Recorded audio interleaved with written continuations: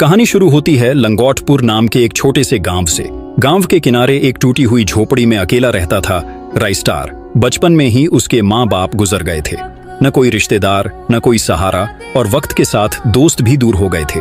गांव वाले ताने मारते, ये तो भिखारी का बेटा है, कभी कुछ नहीं कर पाएगा। लेकिन राइस्टार चुपचाप सब सहता, बिना जवाब दिए और बिना किसी से कुछ मांगे। दिन में खेतों में मजदूरी करता और रात को थक कर झोपड़ी में सो जाता, भूखा प्यासा मगर सपनों से भरा हुआ। एक दिन इतना काबिल बनूंगा कि कोई मुझे नजरअंदाज न कर सके।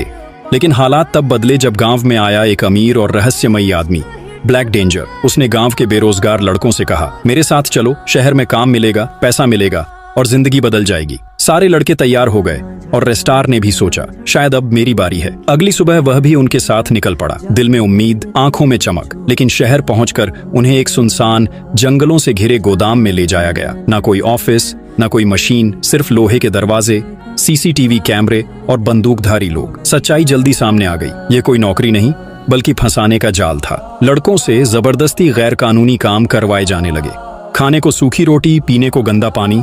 जो विरोध करता उसे पीट पीट कर अंधेरे कमरे में डाल दिया जाता।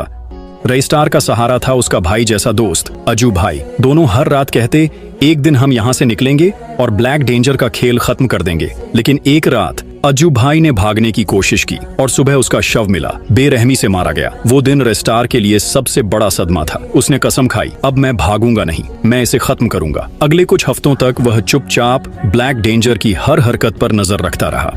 फिर एक रात जब बारिश हो रही थी और पहरेदार थक चुके थे, राइस्टार धीरे से एक छोटे दरवाजे से बाहर निकला और आजादी की हवा को छुआ। वह गांव नहीं लौटा, सीधे शहर के उस इलाके में गया जहां ब्लैक डेंजर का असली अड्डा था। अब वो वही राइस्टार नहीं था, अब वो आग था, तूफान था। वह एक एक करके ब्लैक डेंजर के ठिकानों को तबाह करता गया। जिस जगह से लड़के उठाए गए थे वहां अब पुलिस छापेमारी कर रही थी। ब्लैक डेंजर का नाम मिटने लगा, मगर वो खुद अब भी छिपा हुआ था। एक दिन राइस्टार के दरवाजे पर एक चिट्ठी आई, तेरे जैसे कीड़ों से मैं नहीं डरता, हिम्मत है तो सामने आ। राइस्टार मुस्कुराया, अब तुझसे मिलने का वक्त आ गया है। राइस्टार सीधा ब्लैक डेंजर के अड्डे पर पहुंचा। दोनों आमने सामने थे। ब्लैक डेंजर गरजा, आज तू बचेगा नहीं, तूने मेरा जीना हराम कर दिया है। भीषण लड़ाई शुरू हुई, गोलियों की गूंज, धमाकों का शोर, चारों तरफ धुआं। जैसे ही धुआं हटा, ब्लैक डेंजर जमीन पर पड़ा था, मरा हुआ।